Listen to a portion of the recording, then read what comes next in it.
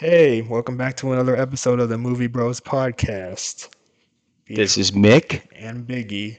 Raph is away at the moment. He will be hopefully joining us next episode. So, first things first. A few weeks ago, I saw what's the name? The one with Bill Paxton in it, the vampire flick. Oh, Near Dark. Near You Dark. finally Yeah, I watched it. saw. Yeah, Yes. and I'm not gonna lie though, I thought it was mid.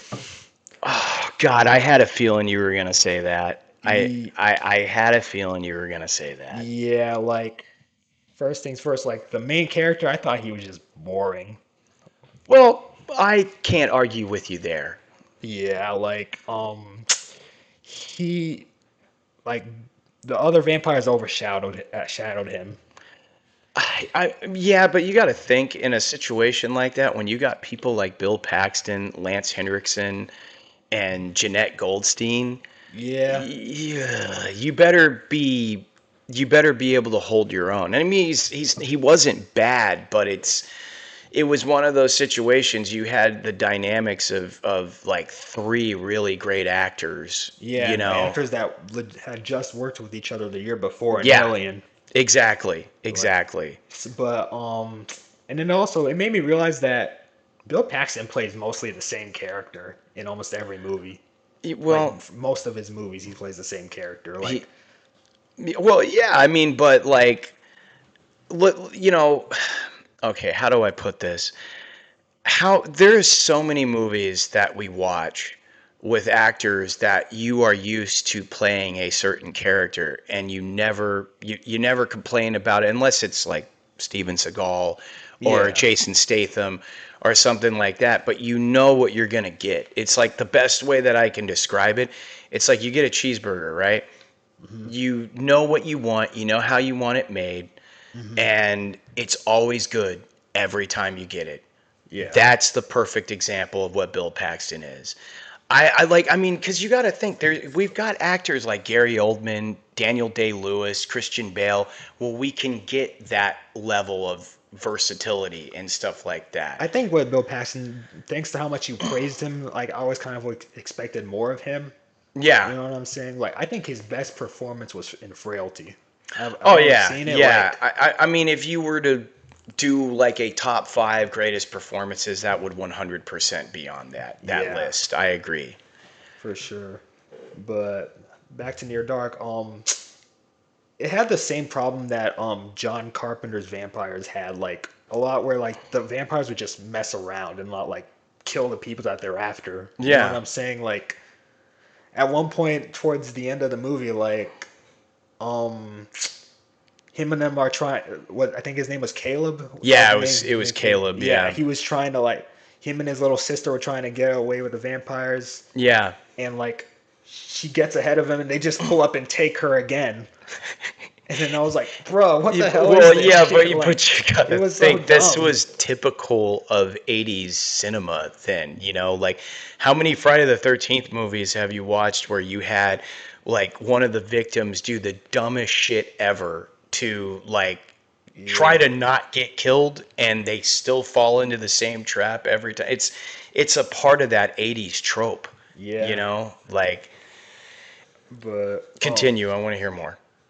um, just also I didn't really care for the whole love story aspect too. Like, it felt like every movie was forced in the '80s. Like, had a forced love story. You know what I'm saying?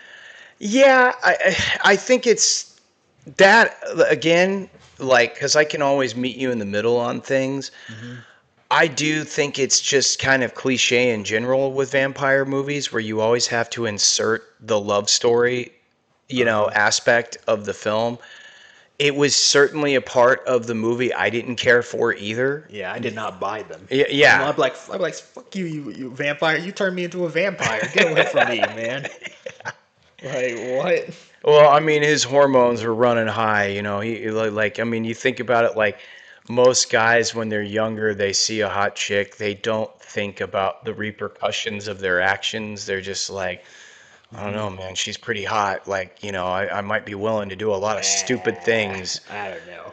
And another thing, I thought it was weird, like how the dad just kind of disappeared in like the final part of the movie. You know what I'm saying? Oh, Like you talking about the one that his dad, yeah, yeah, yeah, his dad, yeah, yeah, that comes after like gives him the his blood sister gets. transfusion. Yeah, and no, that's Yeah. another flaw, man. Like it was so easy for him to get cured of that. Yeah. Like that's one of the most contrived way to cure vampirism I've ever seen in a movie. Yeah, I mean, um, every even great movies have its flaws, like and I I wouldn't call it mean a great movie. I'm not gonna lie. I give it like a 5 out of 10. that's not a bad number. Like I like John Carpenter's like I give John Carpenter's Vampires a 6 because of James Woods, yeah. because he is so charismatic in that movie. Oh Like yeah. he's way better than the main character in Near Dark. Oh yeah. Well, yeah, yeah. I mean, well, obviously, like, I think the show stealers of that movie were Bill Paxton, Lance Henriksen, and Jeanette Goldstein. Their characters, because I understand what you're saying. If you're gonna have a protagonist, you got to make the protagonist interesting too. Hmm. I mean, look at Interview with a Vampire, for example. I'm gonna be honest with you. I don't give a fuck about Brad Pitt's character at all. Like, Yeah. because I'm thinking to myself, this is just an example to segue into, what we're talking about with Near Dark. Tom Cruise stole that movie, and Hmm. like he, the that's the thing that's a problem with when you have the good guy, bad guy type of dynamic.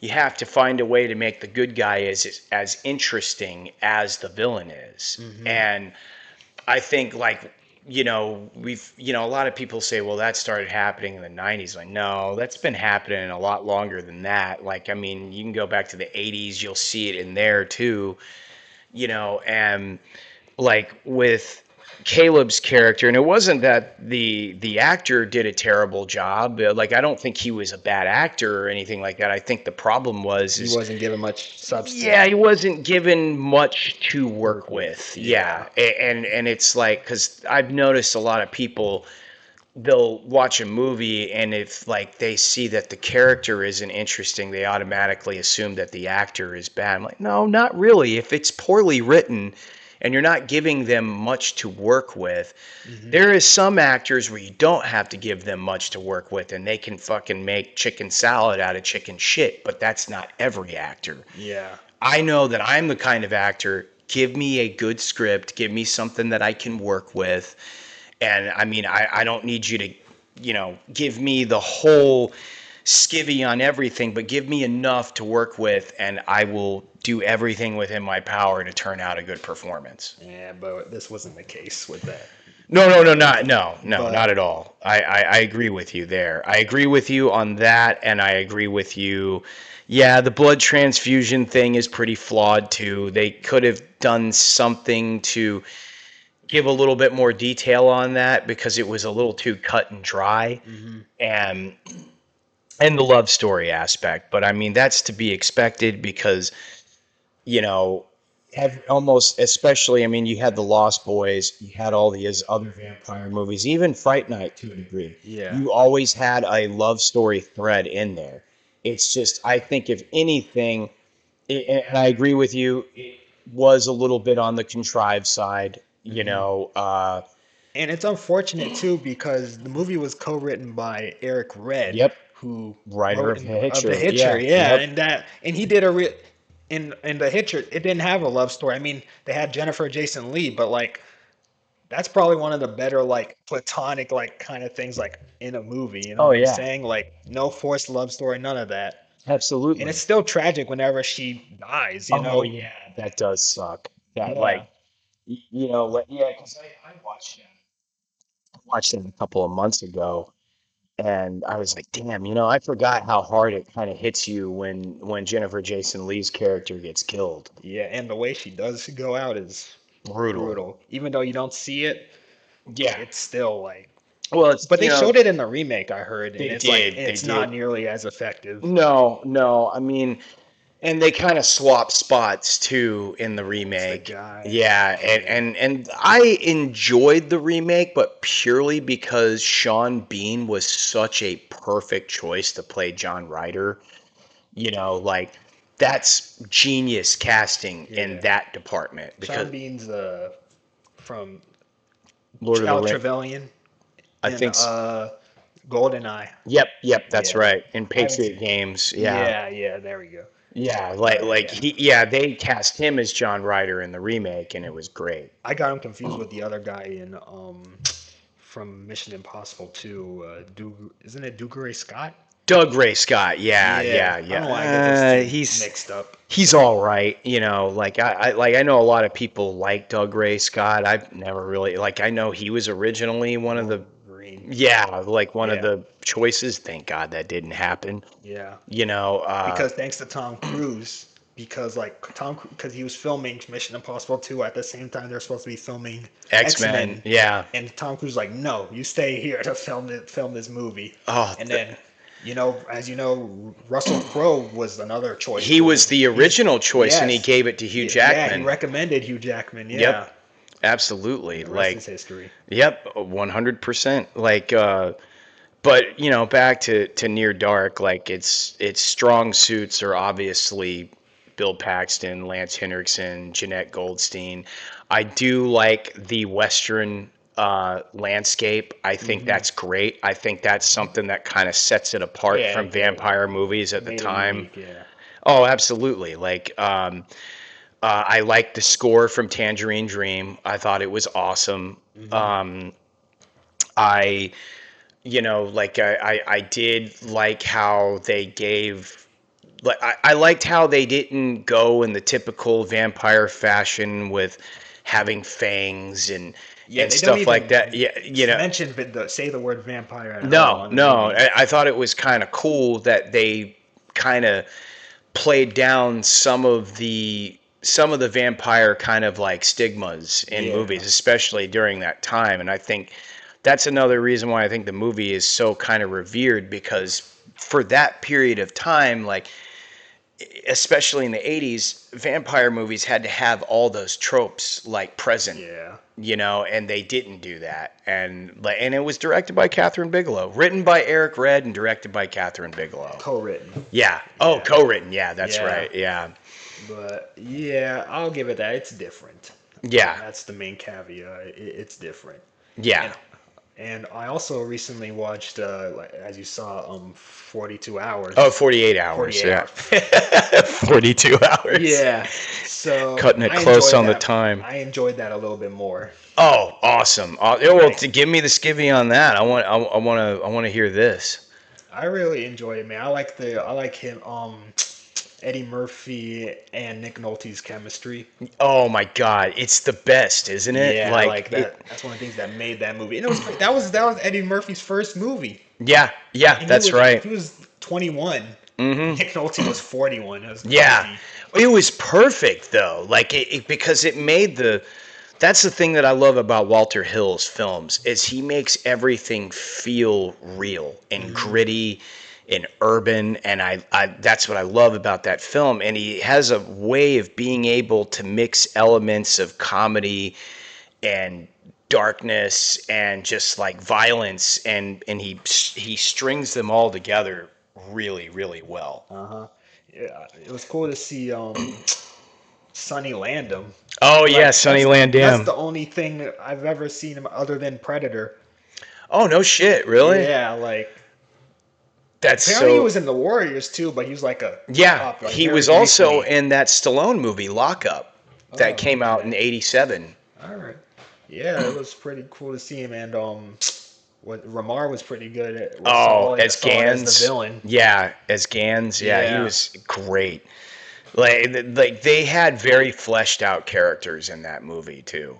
yeah, Like I'm glad you enjoyed. That makes me happy because like I've been dying to hear what you thought, and I'm glad you finally watched it. yeah, It like to me, I know like the buddy cop genre kind of blew up during that period, especially later in that decade. hmm, You know, with like Lethal Weapon and you know Tango and Cash and all that other stuff. But I yeah, always tell people, you yeah. know, dude, 48 hours 48 was the Hours was start. the one that laid the groundwork for that. Yep. You know, at like movies like Bad Boys and Rush Hour would not exist if it wasn't for movies like 48 Hours. Yep. You know. It's crazy to think Eddie Murphy owes his career to Walter Hill. Yeah, pretty much. Yeah, I would say that's very fair to say. Like, Yep.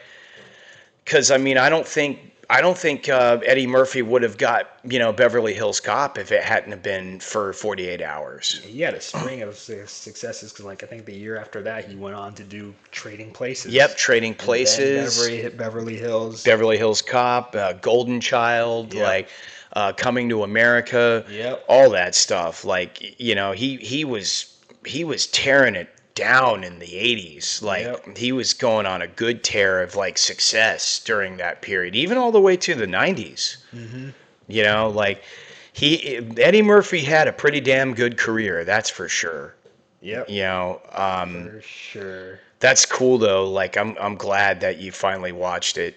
I'm not in a hurry to see the sequel, though. It's great. I mean, I don't know. I'm not really a fan of, like, comedy kind of. I know it's not really a comedy movie, but, like, comedy sequels I'm not really a fan of. no, as I much. get that. Trust me, I understand what you're saying, but I think that another 48 Hours belongs in one of the most underrated sequels like ever made because it took a lot of the same formula from the first movie. It had a really good twist towards the end of the sequel.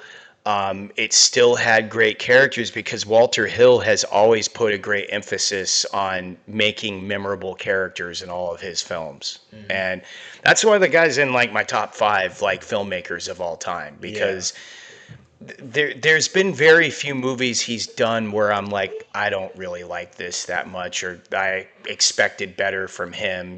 Like he's always been really good about that because like he also co-writes a lot of his own stuff. Yeah, he's underrated as a writer. Like, I bet people tend to forget that he co-wrote Alien. Yeah, exactly. He has a big hand in the Alien franchise. Yeah, I think he's still producing, like, the movies that are still coming out. Yep, still to this day. Yeah. Like Walter Hill And is him and David Giler. Yeah. Yep. Yeah. That's so cool though. I'm glad you finally saw it. So yeah, I wouldn't. I get your reservations, but you should definitely watch the sequel. The sequel is great.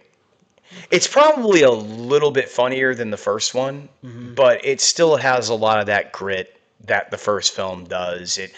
Because like to me, what makes a great sequel is you take everything that worked in the first film but also where you expand on certain things that you didn't really use as much as you did through the first film and to kind of craft it into its own thing, and I feel like another 48 Hours did that.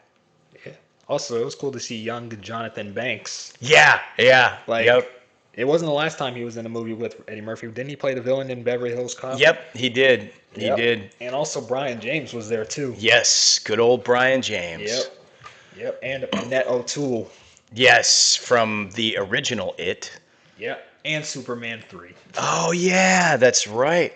I forgot about that. Yeah. Yep. Annette O'Toole. That was one of her earlier things that she did. Yep. Yeah, 48 Hours. And God, Nick Nolte, like I still, if I was to do greatest Nick Nolte roles, Jack Cates is absolutely 100% in my top 5. Really? Like he's great because he can also be unintentionally funny.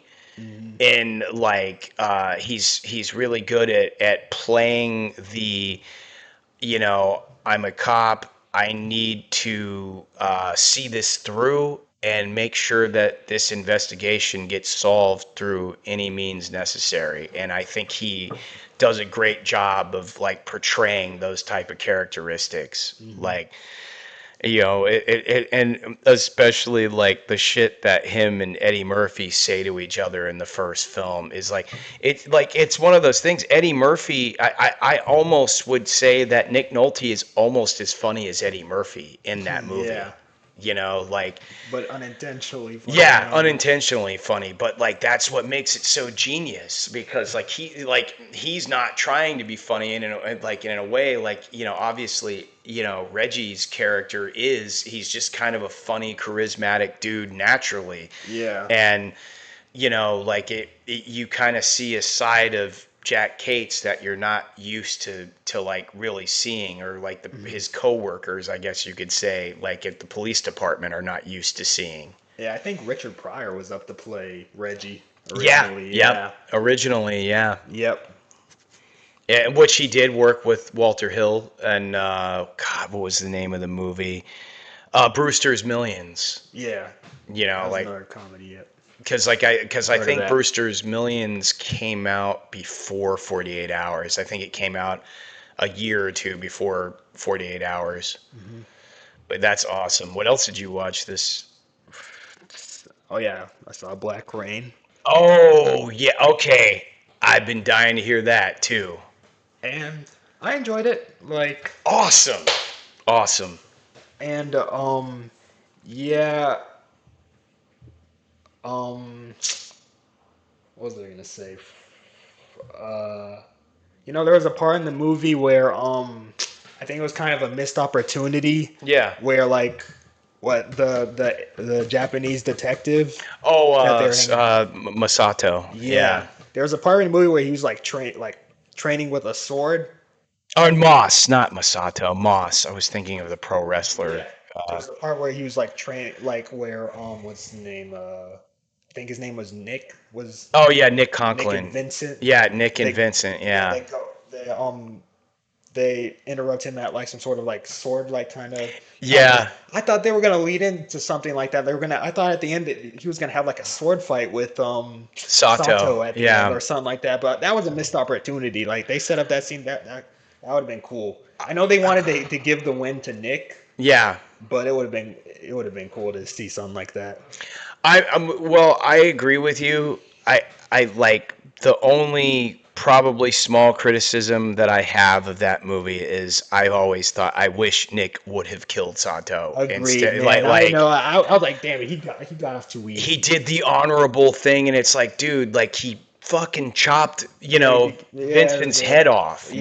yeah, like Charlie's head off. Yeah, yeah, it's Charlie Vincent. But yeah, like, that's and why I would. That's why I wanted like them to have like a sword battle at the end. Him and the detective. That's why I felt like that they were gonna go. They were going in that direction. yeah, yeah. I mean, like I said, I agree with you. I like like because I have other friends that are also big fans of the movie, and they're like, that's the only fucking part that I hate about the movie is Yep. that like everything else is solid. It's a great crime drama, great action movie from that period of time because I know it kind of got buried along with all the other crime drama slash action movies that came out during that period. But it's kind of like one of those nuggets of gold, and it's another one of Ridley Scott's more underrated films. Yeah, it's been starting to pick up a lot of steam over the last 20 years, and people are kind of realizing like this movie's great. Like Yeah. it was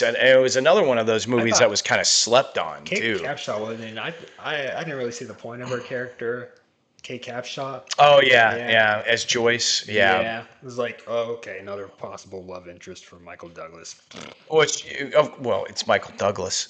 You know what I mean? Yeah. I think he was coming off the heels of Fatal Attraction when he did that movie. I'm pretty Yep. sure. Like, because I think Fatal Attraction might have even came out the same year as Black Nah, Rain I did. think the attraction was 87. It, I thought Black Rain was 88, wasn't it? 89. Oh, it was 89. Okay. Yeah. Well, still, he was not far removed from Fatal Attraction. Like, and then Basic Instinct came out in 91, I think, or 90. Yeah, you want to know something interesting? Apparently, one of the original director was going to be Paul Verhoeven Oh, for Black Rain. no shit. That I Yeah, didn't know. but like apparently he quit it after like the development was taking too long, so he went to go work on Total Recall. Well, Not I'm mad. not mad about And that. it's funny how he did eventually get to work with Michael Douglas in Basic Instinct, yeah. Yeah, like that's cool. I can't believe I didn't know that because I've Black Rain has been a movie that I've been obsessed with since I was a kid. Yeah. and I loved Andy Garcia's character in Black Rain, and Yeah. you're so bummed out when he gets killed in the Yeah. movie, and it threw a lot of people off because a lot of people thought that he was going to make it through the whole film, Yeah. and then they see it, they're like, holy fucking shit, he gets Yeah. killed an hour into the fucking movie, Yeah. you know, like. I know. That was pretty smart on their part to do that. Yeah. As bad as it sucks that he got killed, it was smart because you would have never expected, especially for a movie that came out during that period. Because a lot of movies, even the good ones, had a tendency of being very predictable. Yeah. You But know. yeah, also Sato was a pretty good villain too. Oh yeah, Sato. Here Yeah. I R. am, Nick. Yeah. R.I.P. to that guy. He died this like a month and a half Yep. after that movie came That's, out. 'Cause yeah, he had he had cold bladder cancer or something. bladder Like he was cancer. literally pissing blood while filming Yep. the movie. Oh But yeah. well, at least he went out on a high note, man. Oh hell yeah! Like that's one of the best villains in my opinion from that era. Yep. Like, and I always like and Hans Zimmer's score. Oh my Yeah, god, dude! I didn't even know Hans Zimmer was working all the way back then. That I think that was his first film. Really? No, Probably Rain Man. not. Rain Man was his Yeah, first yeah, film, just and then before, but yeah. he got hired because of Rain Man. Yeah, and And he's like Japanese kind of score was really it was, good. and also you hear remnants of the Dark Knight trilogy from that score. Yeah, Especially the theme when Michael Douglas and Masa go out to look for Sato, Yeah. like after he gives him the gun and stuff like that, and he asks him, "I can take anything I want," and you hear the music playing in the background, and I had a really funny nerd moment when I went to go see Batman Begins in the theater because my exact thoughts was in the scene when Batman and Rachel are, driving in the Tumbler to get away from the cops, and I was like, this sounds a lot like Black Rain, and I thought to myself, it's like, I wonder if he's gonna. Jokingly in my head, I thought to myself, I wonder if he's gonna reuse the score from Black Rain, and he did. yeah, He totally did. Like, and I remember it blew my mind, and I remember out loud in the theater saying, "That's the Black Rain theme. Yeah. That's awesome. He used the Black Rain theme. Yeah, what a great way to reuse it." hell you know? yeah. And another thing, towards the end, I saw a couple actors I recognized. The one of the guys from Lethal Weapon was in there. Remember the guy that was torturing Mel Gibson in the movie? The Asian guy. Oh yeah, I yeah, think his name yeah, is Al Leong. yeah. Yeah, he was in that scene towards the end. Yep. And someone else I recognized, he was the guy, and he was in Pee Wee's Big Adventure. Remember the Asian guy? The big Asian Yeah, guy. he was Yeah. in that scene too. Yep. That's right. Yeah. Yeah. He was one of Sugai's henchmen. Yeah. He looks a lot like the guy who played Oddjob in Goldfinger. Yeah, yeah, that's right. Yeah, and that guy was also in The Running Man. Yeah, he played He was Sub-Zero. Sub-Zero. Yep, Yep. yep, and of course, I'd be remiss to not mention John Spencer as the police captain, which he would be typecasted in roles like that for pretty much like the rest of his career, but he was always great in them. He was in The Negotiator with Samuel L. Jackson, Kevin Spacey. He was in The Rock with Sean Connery and Nicolas Cage. Like, great character actor. Yep. Like he was in Ravenous also with Guy Pearce and Robert Carlyle, which is also a great fucking movie. But I'm glad you enjoyed it. I'm happy you finally have seen it. If anything, it was a bit too long. I guess it depends on who you I'm a kind of ask. guy. I like my action movies A little between bit. an hour, like hour 40 to hour 50 minutes. Yeah. Yeah. Yeah. I mean, Unless it's like a drama type of action movie like Heat. well, I think it was a little combination of that. I think there's elements of that in the film. Like, I mean, especially, when you're seeing in the beginning of the movie, Nick's character is being questioned, like he's being investigated by the police department for, as he said, liberating funds. Yeah, the guy that was questioning him, wasn't he in The Crow? Uh, Joe Polito in No, it? that's not John Polito. That's there was Stephen Root, which he was the Oh one yeah, from Stephen Root. Yeah, he's in Office a lot of things. Space. Yeah, And Stephen Root's in a lot of things, like yeah. a lot of voice work. Like he's in King of the Hill. Oh yeah, Yeah. yeah, yep. That's right. That's right. He was also in the Kevin Smith movie Red State. Yep. But he was. But the other guy you're talking about with the Was in mustache. Crow. Yeah. No. That's not the same guy. No. It's not the same guy. He was that. Yeah, you're thinking of John Polito. John Polito wasn't in that. No. But the guy that you're thinking is John Polito is he was also in Glory with Denzel Washington, Morgan Freeman, Matthew Broderick. He was in The Fugitive also. He played one of the prison guards in the movie, and he was trying to take credit for saving the people on the bus when it was actually Harrison Ford's character, Yeah. and he gets called out by Tommy Lee Jones in front of everybody. Yeah.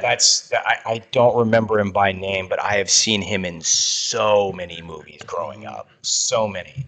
Also, yeah, I mean, you kind of spoiled something for me for that movie. Like, you mentioned that someone gets fucking beheaded, and I was just like waiting for the scene to happen. Yeah. Yeah, and I was like, oh man, it's gonna fucking. I didn't happen tell you anyway. who though. I didn't. But still, man, it was pretty obvious when it was gonna happen. Well, yeah, at that point, but you didn't know when you first started the movie that it was going to be, Andy Garcia's character. Yeah.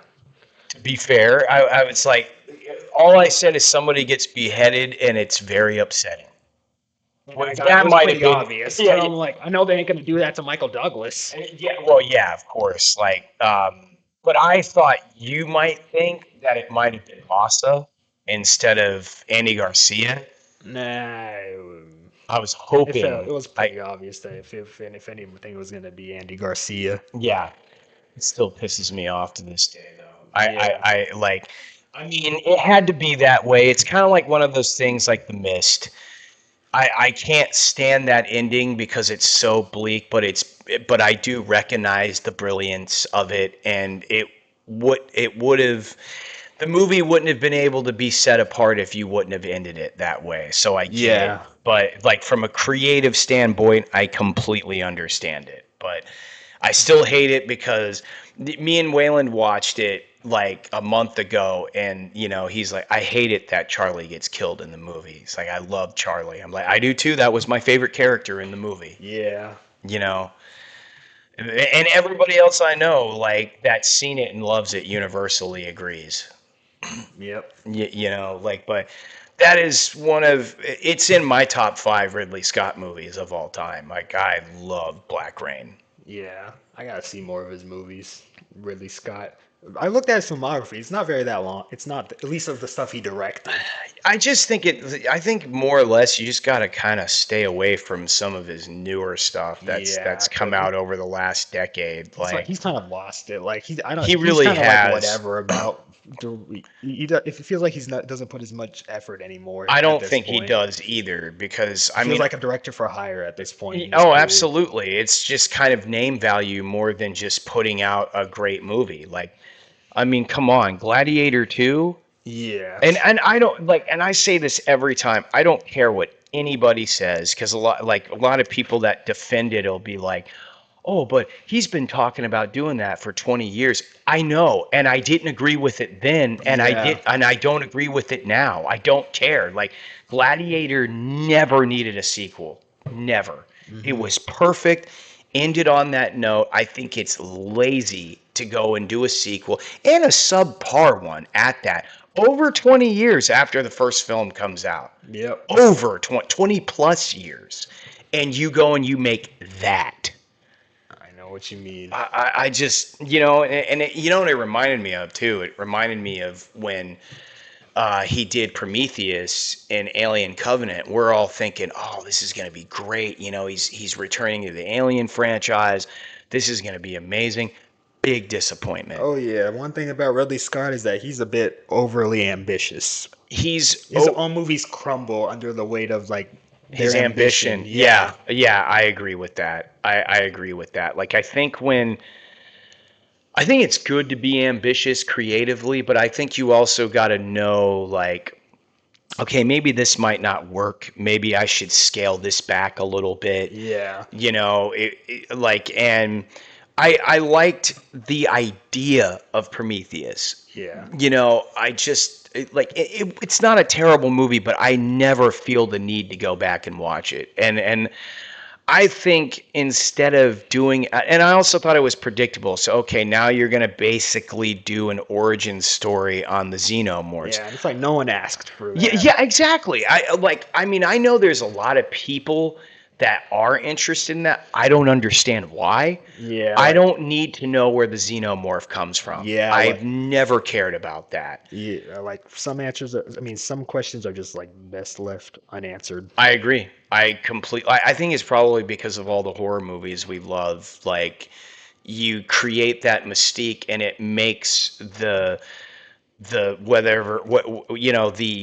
whether it's the evil alien or like supernatural entity, Yeah. it makes it more intimidating the less you know about Yeah, it. it's the same thing with like Michael Myers. Remember when they try in all the Halloween sequels, they tried to like explain Oh Michael yeah, Myers? Like, yeah. no, man, what? That's what made him so scary in the first I movie is that he agree. was just evil. He, Yeah, you didn't need an explanation. Like, God, the shit in the Rob Zombie's Halloween, man, him coming from trailer trash, like, I'll no, never ever get away from this because like that movie is I so mean spirited, man. It well, feels like no, I I agree. hate that. Like, I agree. There's so many things about Rob Zombie's Halloween that I hate. That was the remake at that point for a long time. I hated more than any other modern remake that had come out until we got Ghostbusters 2016. mhm, And I didn't think that that was possible because of how much I hated the direction they went in with Rob Zombie's Halloween. Like, yep, I didn't like it where you kind of made Loomis a little bit of a douche. mhm, You know, like although Malcolm McDowell was great casting yeah, for the role, but I hated that they kind of made him a little bit vanity driven. You especially in the know, sequel. yeah, yeah. Oh, God, he was worse in the Yeah, sequel. And then like the other thing that I could not stand is the white trash kind of origin story, the whole typicality of basically turning him into a serial killer. mhm, Like the thing that I used to get into arguments with people, like arguments, I got into debates with people over this film on this specific topic for years, especially the whole supernatural versus realistic aspect. Because for whatever reason, a lot of people all of a sudden thought when they saw that movie, oh, well, Michael Myers was always a psychopath. No, he wasn't, you fucking idiot. Have you yeah, not watched the first film? He yeah, gets shot 6 times with a Smith and Wesson, yep, and he falls off a fucking second-story house. Do you think a normal man is going to survive that? And, yep, like, how could you think that he was just a psychopath? mhm, Loomis was basically giving you, in throughout the whole film, this man, he's not a man. He was implying it throughout the whole film, and the whole point was is when you see the lead up to the ending of the film, oh shit, Loomis was right. This guy is more than just a man, yep. you know. He ain't this hulking beast like he is in the Oh, and Rob Zombie. oh God, yeah, and that was the other thing that bugged me. It's like, okay, if he's not supernatural, explain to me how he was able to take 3 slugs with a 357 Magnum, Hmm. which, by the way, a 357 Magnum leaves gigantic exit wounds when you Hmm. get shot. He shot him in the back 3 times. If he's just a psychopath, um, he would be paralyzed because it looked like he shot him in the spine at least one of those times. Either way, he'd be dead. He's not getting up from that. And he Yeah. also took a slug from a 9mm Beretta earlier in the movie. He got stabbed with a big butcher knife. Hmm. So it's like, okay, well, so much for realism. You know, like, what did he do? Did he smoke angel dust before he came to fucking Haddonfield? Because that's about the only way that I could buy him being able to sustain that much damage for a guy that's just a psychopath. Yeah, man. The Halloween. I'm glad they're like taking a break from the Halloween Oh, franchise. I am too. Like, I nah. am too. It's like, you ever notice about the Halloween franchise is they'll get momentum, right? Hmm. And then they'll do a sequel and they'll fucking completely destroy that momentum that they had. Yeah, that was Halloween 2018. I thought Halloween 2018 was solid. Yeah, It was yeah. solid. And then Kills was just goofiest. It's. I mean, I have my critiques about 2018, but if you were, but with that said, I think the comedy's cringe in that movie. oh God, That's the my comedy opinion, and you know what else is cringe? Laurie Strode all of a sudden thinking she's Sarah Connor and she's in her 60s. yeah. No, I'm not buying that. And Yeah. she's the hunter. Give me a fucking break. Like, Did you see the leaked trailer for Scary Movie 6? oh no. Yeah, they got pretty much Anna Faris kind of like trying to look like how Jamie Lee Curtis did Oh, really? in Halloween 2018 with I all the didn't know crazy that. hair. Yeah. That's hilarious. You gotta see some of that leaked trailer, man. They're going for it in that trailer. Oh, that's Marlon Wayans great. was not lying, man. They're not holding back. That's great. I want to see that. Like, I'm probably more excited about that than the new Scream movie. Oh, I don't blame you, man. Yeah, it's lost its steam, man. It's lost And they're its making steam. an 8th one now too. It's Oh, like, for Christ's sake, really? I shouldn't be surprised, but yeah, it's like God. I heard at this point, like it's lost the thing that's made it different, which is the whole meta thing. Like you can say with the first one, they're making fun of horror movies pretty Yeah. much, and the second one making fun of horror sequels. Mhm. Third, they make fun of horror trilogies. Yeah. The fourth one was reboots. Yeah, pretty much. The fifth one was the whole legacy sequel thing, Mhm. and then ever since then it's just been another Scream movie. It should have ended at 5, honestly. Like, actually, no, personally, it should have ended at 3. That's what I think. Yeah. Like, Which which, I think 4 is pretty solid, pretty good. I liked 4. Yeah. I liked 4. It was a lot better than I expected it to be, and I know a lot of people have a lot of kind of divided feelings about the third one. I still enjoyed it. It wasn't the greatest, obviously, Yeah, I but think there that was movie, it kind of got messed up in the editing, kind of moved. Like, I heard Yeah. it was supposed to be 2 killers. yes. It was going to be Roman and the chick, the Oh, you talking about one that hooked up with Lance Henriksen's character, Sydney's mom. not Sydney's mom. Oh, the other other- the other actress you Yeah, the talking other about? I think it actress. was Emily Mortimer Yeah, or something. she was Yeah. like, I did not fuck Milton Nutt to get into that kind of thing. Oh yeah. Oh, that's right. I that forgot said about Yeah, that. she was originally. And if you watch the movie, there are points where it has to be 2 killers. Mm-hmm. But then, they ultimately decided to just go with 1 killer. They just recut it. Like Yeah, that. wasn't Roman supposed to be wasn't he supposed to be related to Sydney or Yeah, something she like? is. She's brother. Yeah, that's what I thought, which I thought was a I little don't like them messing with the first movie. I don't either. I thought that was a little odd, and it's like, Jesus Christ, man, Sydney's got the worst family ever. That's like 2 people in her family that's tried to have her killed. Yep. Because I guess fourth like her one, it's her niece. cut- It her was niece. was it a cousin or niece? I don't You wanna- remember. yeah. It was either or. It was Yeah. family. That's what it was. I still think 4 had a pretty good twist with. Yeah. I think so too. Even though I don't really buy Culkin being the killer. Yeah. He's kind of on the small side. Well, I mean, but sometimes smaller guys can be pretty wiry. You know what I Yeah. mean? Like, and like, the reason why it wasn't too hard for me to be convinced, because you got to think about Stu in the first movie. Well, Matthew Lillard's a tall guy. Well, he is a tall Yeah. guy, but like, I mean, I know Macaulay Culkin is. I mean, not Macaulay Culkin. What was it? Rory Culkin. Yeah, Rory. I think he's a pretty tall dude too in real life. Nah, I looked in. I think he's like 5'6". He's 5'6". Yes. Well, it's movie magic. Yeah. You can make people look tall. Like Kurt Russell's, I think, actually around that height. Yeah. Like in real life, I think he's around my height. Yeah. Like, because I think Kurt Russell's like an inch and a half taller than me, because I'm 5'7", 5'8", somewhere around there.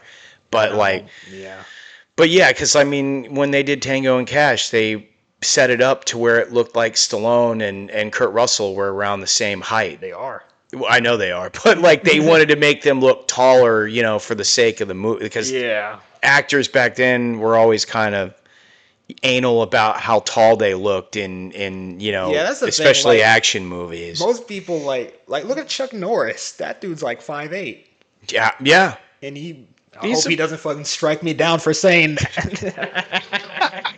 yeah. Yeah, but Yeah, don't underestimate the guy. It doesn't matter if he's in his 80s. He could probably still kick some serious ass. So, I yeah, but mean, like most people don't realize these martial artists aren't very big guys. no, Bruce Lee wasn't a big No, guy. yeah, Like it doesn't really matter about size. It's more about agility and yeah, I would even say athleticism to a degree. yeah. That's why like Steven Seagal, I never completely fully believed that he could like fuck up like a lot of people. Like he's just a tall guy. Well, and I think it was And also they choreographed those scenes so well in his earlier films, they made it believable enough to where, like, okay, I could kind of see him being able to dismantling these guys, and the camera was very kind to him in a lot of ways, where they were able to have good edits. But I watched Above the Law, I think it was yeah, like 2 or 3 weeks ago, and there was like in the beginning of the film when it's showing him teach his Hapkido class or yeah. whatever, and it's like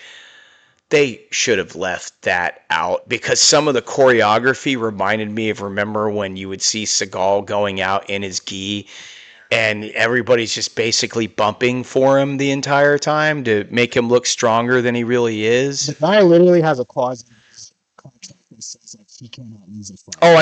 I know. Like, And if he doesn't win a fight, it has to be a draw.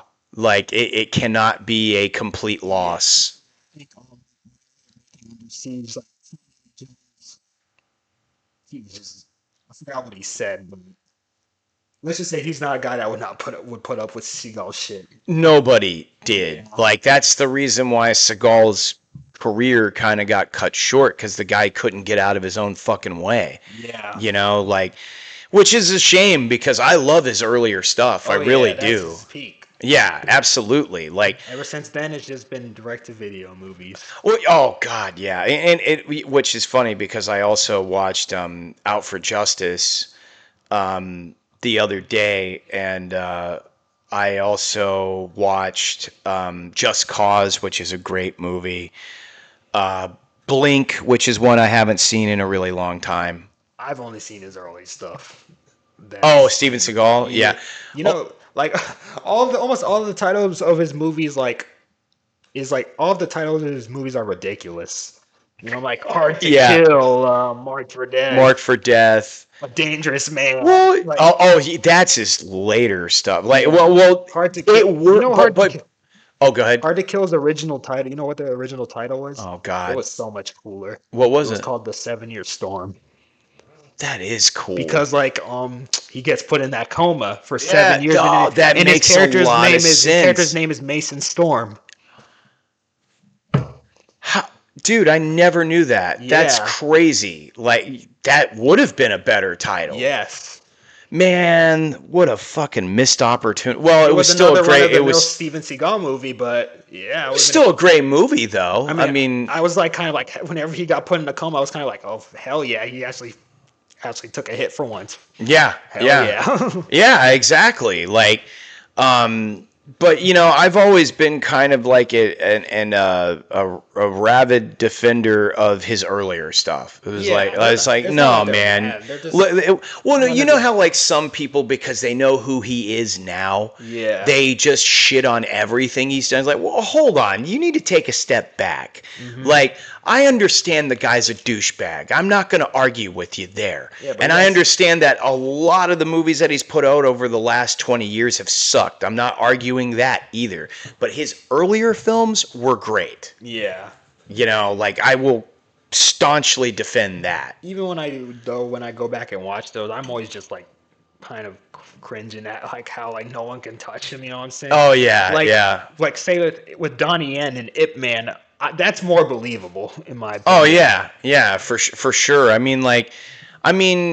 Hard to Kill was, it's true though, Hard to Kill was the only one out of all of his films at his peak where you actually saw him take a hit and he Yeah. was down and out for a while. And Yep. it's like if Steven Seagal would have realized if you would have done that a little bit more throughout your career, you probably would have, or your career would have at least lasted a little bit longer. And I mean, you saw him like take a punch in The Glimmer Man. Same in in Marked for Death. Well, not really. He Oh, just kind of getting freaking thrusted against the wall by the Jamaican guy. Yeah. And then he proceeds to gouge the dude's eyes out. But yeah. Man, Marked for Death was a fun movie, though. Man, dude, when I met Keith David, man, I was so mad myself. I forgot to fucking ask him what it was like working with Steven Seagal. Oh, that's right. He was in Marked for Death. Yeah. I forgot about that because I've only seen it once. I watched it for the first time, I think 2-3 years ago, which really surprised me that I never saw that one. Yeah. But yeah. Directed by Dwight Little, who did Halloween. Yep, 4. that's right. That's right. Yep. And he also did Murder at 1600 with Wesley Snipes and Dennis Miller. And Free Willy, too. Oh, yeah, that's right. Yeah, wow. That's crazy. What a crazy career he had, too. For sure. Oh, and the first Anaconda. No, he did. I swear to God. Or he directed one of them. Yeah. Maybe not the first one, but he directed, it might have been the second or the third one. Yeah. But I know he did one of the Anaconda movies. Yeah. Which that's not really that much of a shocker. But yeah, like I watched one Steven Seagal movie and then the rest of the movies because I wanted to clarify from earlier, Just Cause and Blink and The Scout and what was and Murder at the First are not Steven Seagal movies, but they're all great kind of like 90s gems that were kind of slept on that I saw growing up when I was a kid. But I watched Just Cause last night with Sean Connery, and that's one I think you'd really enjoy, by the way. Sean Connery, Lawrence Fishburne, Ed Harris, Blair Underwood, Kate Capshaw, Ned Beatty, and there's one other. Jason Robards, and I feel like there was one other star that I'm not. Ruby Dee, I think. I haven't seen a lot of Sean Connery's later stuff. Like I've seen Last Crusade. Oh yeah, and yeah. The Untouchables, but that's pretty much it. Oh, you didn't see a lot of his stuff from the 90s and 80s. Yeah. Oh, dude, he's still got a lot of good movies that came out during that period. You probably saw Highlander too. Oh my God, I didn't know that. I'm interested in seeing it because they're remaking it. The first one's great. That's the only one you need to watch. The second one's The Quickening, and I heard that's one of those worst movies. It's very convoluted. It is very, very convoluted because they took it for making them immortals to aliens, which I don't understand why the hell they did that. But they said there's 2 cuts, and if you get the director's cut of it, it's kind of more in keeping with what they had already laid down from the first film, and then the theatrical cut is, I guess, more alien based or something, which is weird to me. Yeah, but for the remake, you've heard who's in the cast. Oh yeah, Henry I'm Cavill stoked, dude. Character. Russell Crowe is playing Ramirez, and I'm Dave Bautista is playing what's Kurgan. Brown's Kurgan, character? Yeah. He can pull that off. Well, I haven't seen the movie. I haven't seen honestly, but I know he can play like. You saw him in Dune, so like he can play kind of honestly, over the top kind of absolutely fucking Guardians of the Galaxy, even too. In his old age. Yes, absolutely. Like honestly, I think that is some of the best casting I've seen in years. Like as far as like if you're gonna remake a great film and pull out all the stops, and he picked all the right people for the right characters. And it's being directed by Chad Stahelski. Yeah, exactly. I've got very high hopes for it. It's one of the few times you'll hear me excited about a remake of a movie that I love. And Henry Cavill, I know he takes that shit seriously. Oh, man. Absolutely. He's a big nerd. Yeah, he is. You know him, and he's absolutely. Like, when they were doing The Witcher, like he didn't come back after season 3 because they wokeified it. Mm-hmm. Absolutely. Absolutely they did. Like, He like because he cares about staying in keeping with the source material. That's why I'm like, oh my god, if you pick the perfect guy to play Connor McLeod, Yeah. because that's somebody that will have your back creatively.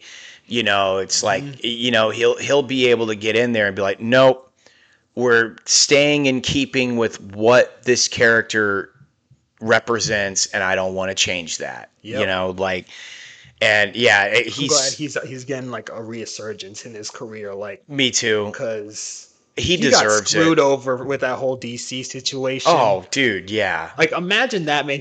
They bring him back in Black Adam, and then Just to James not. Gunn takes over, and then oh, we're going in a different I direction. don't know what the I'm like, hell James damn, you Gunn is screwed that guy doing, over. dude. Yeah. Like, dude, with James Gunn, man, he's in his 50s, like, but like he has some of the most like childish shit in his like writing. You know what I'm Oh, I saying? agree. I Like agree. I was watching Peacemaker season 2, and I was like, dude, who talks like this? Yeah, I know. I know. Like, I started the first season a year or two ago, and I just kind of stopped watching it in the middle of the season because I was like, this is getting kind of ridiculous. Like, don't get me wrong, I like stuff that can be ridiculous, but I felt like it was kind of just being ridiculous for the sake of being ridiculous. yeah, I know. Like James Gunn does what I call the try hard humor. Yeah. Like he'll have a character say the most outrageous shit. Oh yeah, and he Or was funny in the beginning. yeah. Or like he'll beat you over the head with the same joke over and Oh over yeah. again, trying Yep. like you seen Guardians of the Galaxy 2? Yes. You remember the taser face thing? Yes. That was so unfunny, bro, but they kept on trying to make it so funny. Like I thought it even though was it really funny was. the first time they Yeah. brought it up, but they got old. did kind of run it into the ground after a Yeah. while. Like it was hilarious when it first got introduced. It's kind of like when you think of Austin Powers too, with the fat bastard getting my belly thing. Like, Yeah. dude, you have raked us across the coals with that fucking joke. To the point to where everybody was saying that fucking line all the time just to sound funny. Hmm. And it's not funny anymore. Yeah. Like I agree with you. I totally understand that. Like, And another thing with James Gunn, like when they announced like 3 years ago that he was gonna write and direct a new Superman movie, I was like, I don't know he about wouldn't him have doing been that. my choice for Nah, man. Superman. Like, he really wouldn't have. And Nah. And I, I was right. I saw the movie last year and I liked it at first, but the more I thought about it, it was just like it was so goofy, man. yeah, And it's not like I don't mind some things being goofy in superhero movies, but with Superman, you gotta take Superman serious, yeah, man. absolutely. Like, I mean, look at that's the sequel, like the sequels to Superman mhm. with like the Richard Donner. Like after Richard Donner left, they got this guy named Richard Lester to do them, Oh and he yeah, did comedy movies. yeah.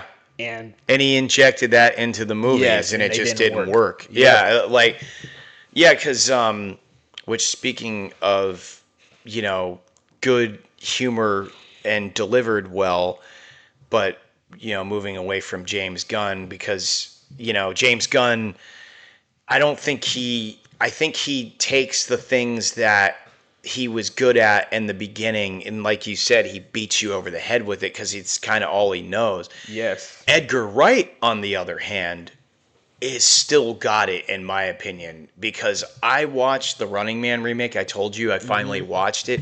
I loved it. Really? It was way better than I expected it to be. Like, the only reason why I had hopes in it was because, okay, it's directed by Edgar Wright. It has a pretty good cast. Glenn Powell was like, I know he's the new lead that Hollywood's been pushing in all these And action he's not movies. bad, man. No, he's not. He feels old school. He does. That was a big part of the reason why I loved The Running Man was because of him. Yeah. And I heard they changed the ending from the book. yes, they did. In the But book, they he did dies. tease that Yeah. in the movie, which I thought was cool. Like, Yeah. but yeah, like it was great. I enjoyed it. Yeah. I had a lot of fun with it. You got to see The Long Walk. I know it's sitting on my Vudu. I'm gonna watch it eventually because I remember you telling me that one's fucking bleak. Yeah. Like but yeah, I'm gonna sit down and watch that. Um, but yeah, and then like the other movies that I watched over the past couple of weeks, because it's been pretty steady on the Voodoo account because my buddy Steve from shout out to We Massacre, and he's the DP for all of We Massacre films that we've done. I share his Voodoo account with him, and he upload, like, to me, he's turning his Voodoo account into the greatest streaming movie place ever. Yeah. Like, and he just uploaded a bunch of stuff that I had on my personal list, and I watched all of it. Sounds like he's making a Shutter 2.0. Yeah, Remember, yeah. Shutter was like the place. Is like the place. Oh for yeah, horror Shutter was movies. great, but he doesn't like. What I love though with Steve is he doesn't just do horror films. He does just all across the board, just great movies in general, and he puts them on there, and it's fucking awesome. Yeah. It's like I'd go to here any time of the week before I would go to fucking Netflix or any of the other streaming sites. The only other one that I think that could compete with that is Tubi. Yep.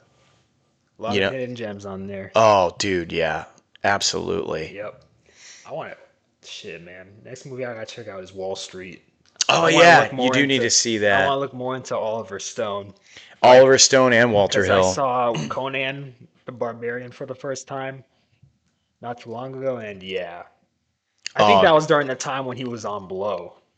Yeah, probably. Because that's why that movie's so crazy. It's such Conan, because you it's know what so else he great. wrote while he was on Blow? What? Oh, Scarface, Scarface. That's right. That's so crazy to think too that this was how many people are involved in Scarface, like Oliver Stone and Brian De Palma, and Brian De Palma was really starting to climb the ladder, and I Yeah. think Scarface is what pushed him into the forefront. And he had done a couple of good movies under his belt before Scarface. The Fury, Blowout, Dress to Kill. Dress to Kill, yeah. You know, what's his name? Brian De Palma is the king of freaking sudden movie endings. Oh yeah, yeah.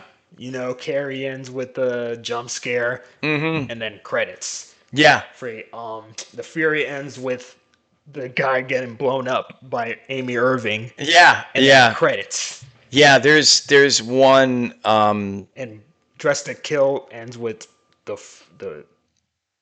false death where you think Michael Caine. Yeah. Nancy, what's her name? Yeah. Nancy Lewis or Nancy Allen. Nancy Lewis. Yeah. You know why I said Lewis? Because of RoboCop. Yeah. Yeah. I knew you'd catch that.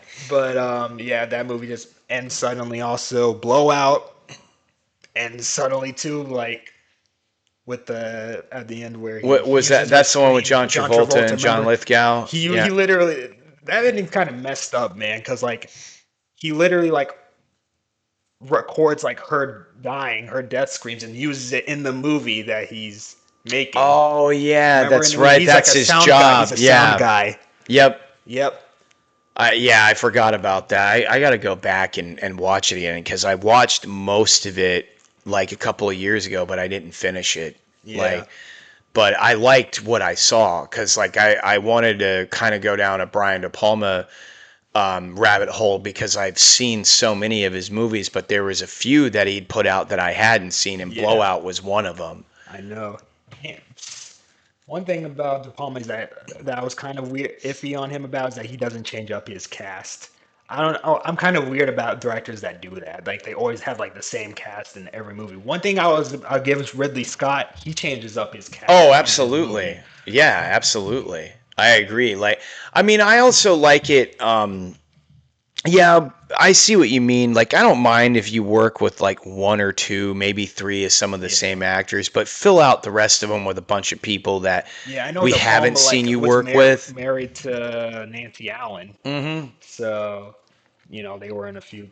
She was in a lot of his stuff. Oh yeah, yeah. Because like I remember just being like kind of annoyed sometimes with like directors that would use a lot of the same people.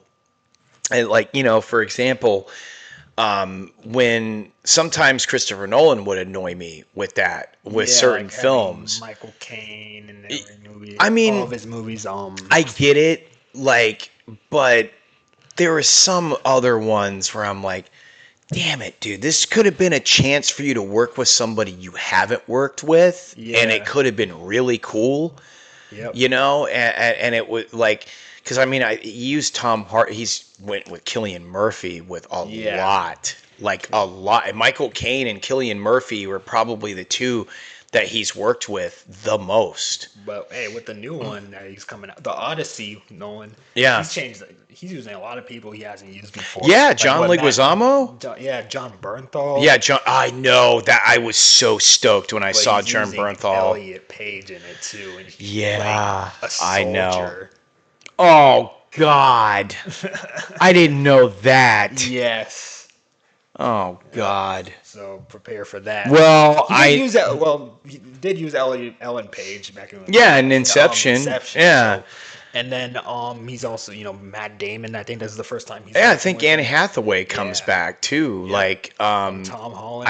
I guess Christopher Nolan tried to stay away from it as long as he could. I guess but he doesn't look like he's getting excessive with it to the point to where it's going to ruin the movie. Yeah. Because like Matt Damon almost has this almost like Maximus kind of feel to his character, like just based off of what I've seen from pictures. Well, Matt Damon's getting up there now, so I think he can convincingly play that. Oh yeah, I agree. I Like agree. a withered, like a seasoned kind of warrior. Type Yeah. guy in his age. Absolutely. Like He's like in his mid-50s now. I think so. Yeah. So yeah, I'm excited about that because I've really grown to like Matt Damon like a lot over the years. Like I loved him in Oppenheimer. He Really? like he was probably my favorite character in Oppenheimer. yeah, didn't RDJ beat him out for that Oscar?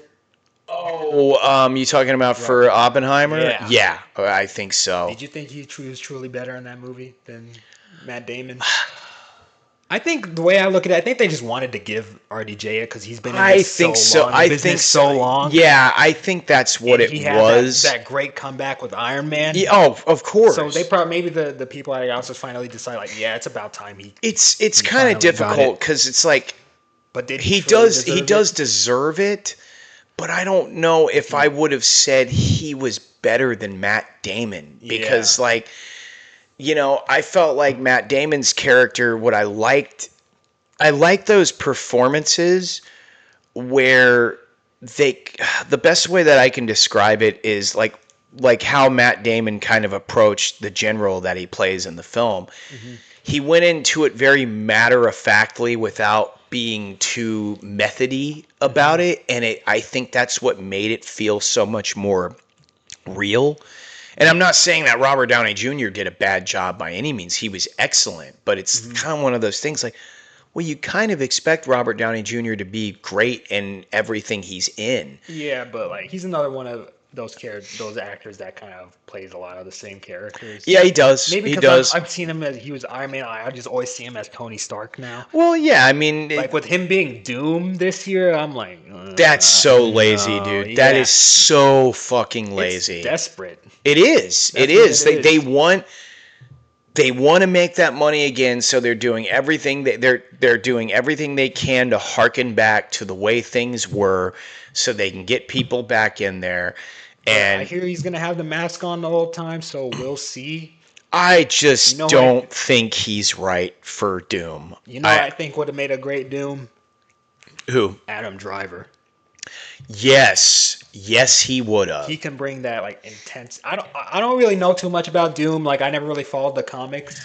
I don't know how he is, enough. like, I know in the enough comics. to know who is right to play the character. Yeah. And I agree with you. Adam Driver would have been a much better choice.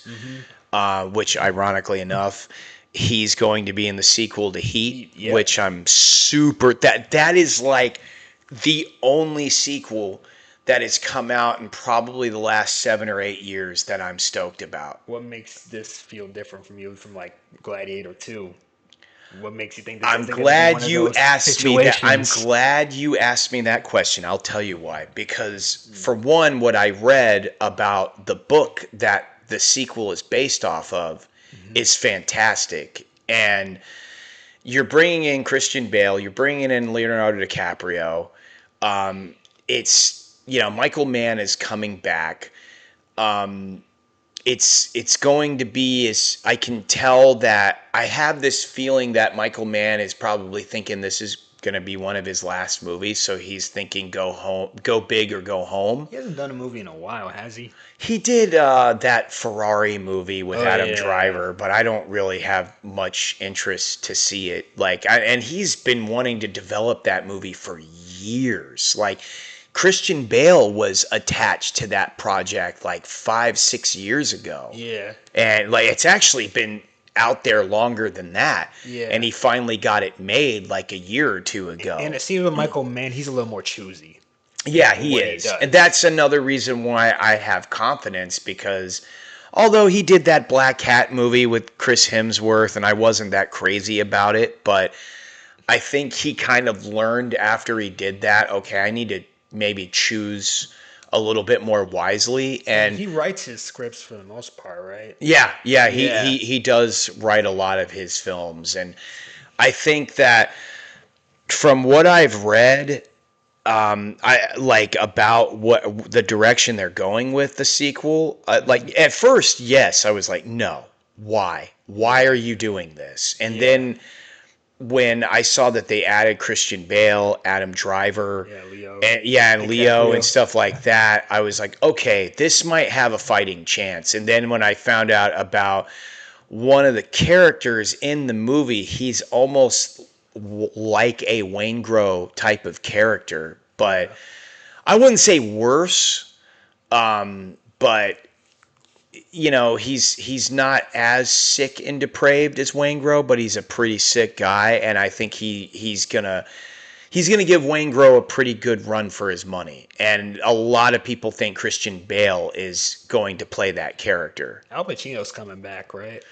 There's rumors that he's coming back to play basically an older version of himself. Maybe it's just a cameo, maybe. I think so. Al Pacino's at that age where it's like, I don't see not him. all actors can be like Harrison Ford. No, absolutely not. And I don't see him having a big part in the film if they bring him back. Like, I think either the two characters Christian Bale is playing, he's either playing a younger Vincent Hanna, because we already know Leonardo DiCaprio is playing Chris.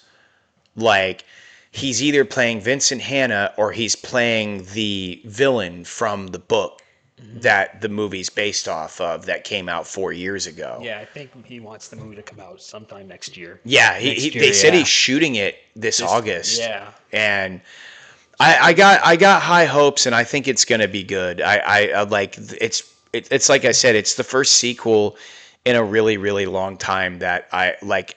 If you would have asked me this a year ago, like, hey, do you think they should do a sequel to Heat? I would have fucking told you flat out no. Yeah. Why? But I think it was kind of smart to write a book first to make it feasible. And it's supposed to be a prequel / sequel, and that's interesting too. Okay.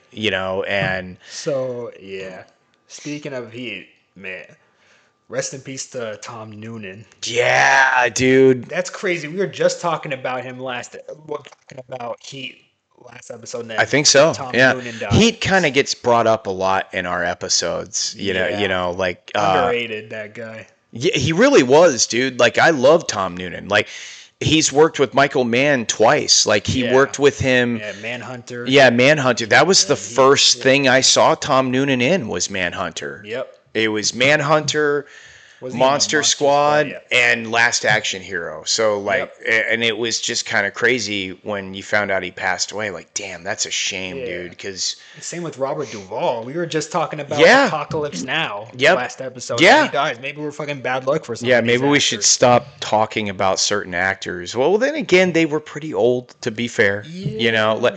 I mean, what was it? Robert Duvall was like 95, right? Yeah. I mean, he had a good run. You want to know something wild? Him, Dustin Hoffman, and Gene Hackman were like roommates. Oh, I didn't know that. And they're all around the same age. Like what's his Gene Hackman died last year, and he was 95 also. Yep.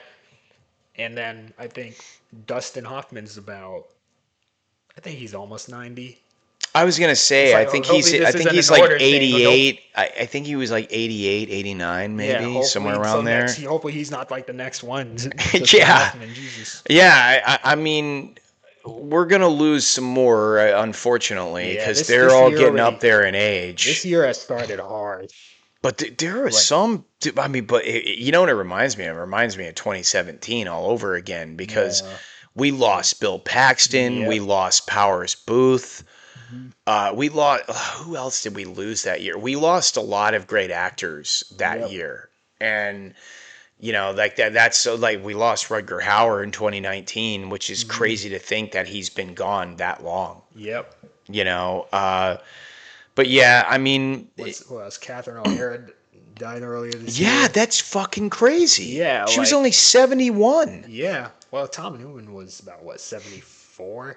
Yeah, Yeah. yeah, which is crazy because Catherine O'Hara is only like 2 years older than my mom. Yeah. Like that's just insane to me that I wouldn't have been surprised if she was in like her late 70s or early 80s, but Yeah. early 70s, oh, like that's crazy, Yeah, dude. man. But I don't know if you saw like one of her lines appearance. She was like looking very thin and Oh, really? sickly. Yeah. That So sucks, dude. yeah. And then another thing. The guy from Dawson's Creek died. I never Oh, that was James Vanderbeek, James yeah. Vanderbeek. Yeah. That was a little bit before my time, so I never Uh, I, really I, watched that. I don't want to Watched sound this. like insensitive. I mean, he's definitely done some movies that I really liked, but I've Yeah. never been like a big Vanderbeek Yeah. I guy. mean, it is what Like, it is. I mean, it's terrible that happened, obviously, but Yeah.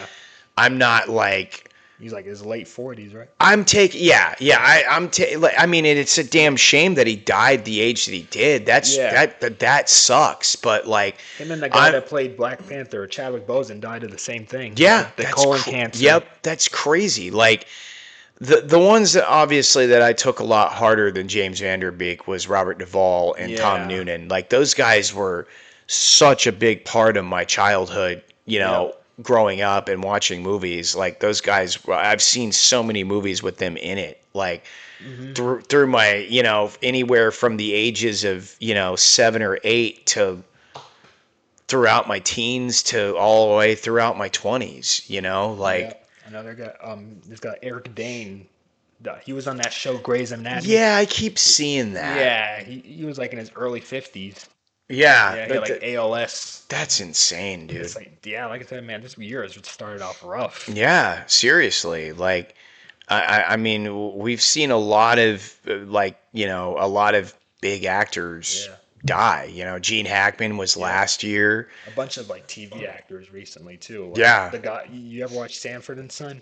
The guy yeah. who played Lamont died. Oh, that's right. Yeah, I Yeah, did see like the that. same day as Catherine O'Hara.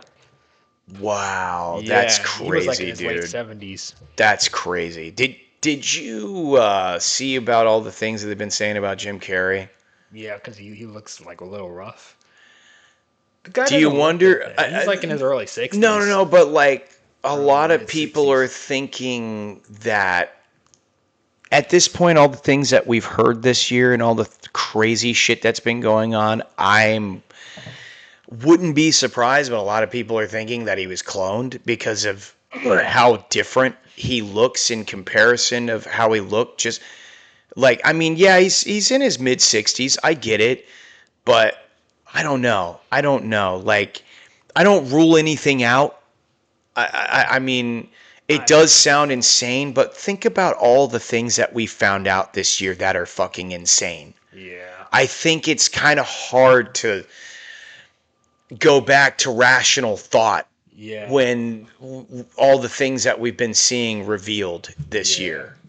It's kind of hard to be rational when all Yeah. the things that have been going on are exactly the opposite of Yeah, that. well, I'd have to see him in another movie to see if that is that really Yeah. Jim Carrey. Yeah, I need to Yeah, see a little bit more too, like, because I'm not jumping right on that. But I do think it's a little strange for sure, but yeah. it's Hollywood, so. I also forgot, man. Oh yeah, Robert Carradine died. Yeah, Oh, yeah, that's yeah. right, dude. He offed himself. He offed Yeah, you himself? didn't know that? No. Yeah, I didn't actually. You know what? I didn't know how he died. I just saw that he died. Yeah, like he had bipolar disorder for like 20 years. Oh shit! Well, that makes sense. Yeah. That's kind of crazy because David Carradine. Yeah. But I I think don't they think. died at this point. They died like almost in similar ways. Yeah, yeah, but they're saying but they said there's a lot of nefarious things that kind of surround David Carradine's Carradine's death. death. Yeah. You know, like I mean, but there was a lot of nefarious things that surrounded Chester Bennington's death. You know, from Linkin Park and Chris Cornell from Soundgarden, Anthony Bourdain. Like, there's a Yeah. lot. Like, it makes you wonder. It really makes you wonder. It does. You know, Man. it kind of makes you think like, well, I think I'd be a lot happier maybe just being a successful podcaster than going and being an actor. Oh, And yes. it sounds like fucking insanity Yeah. that I wouldn't want anything to do with, you know? Well, this episode has gone on for a while, so longer than usual this time. We're making up for time. Yeah, you took the words right out of my mouth. Yep. You know, like I think it was deserved. You know, they haven't got 2 weeks of us, and you know, this kind of makes up for not doing any episodes for the last couple of weeks. Not for the lack of not wanting to. It's just circumstances. Yep, pretty much. But yeah, hopefully next week we'll have Raph and with us. Yep. So, if anything, we'll see you guys next week. Yes, sir. Ciao.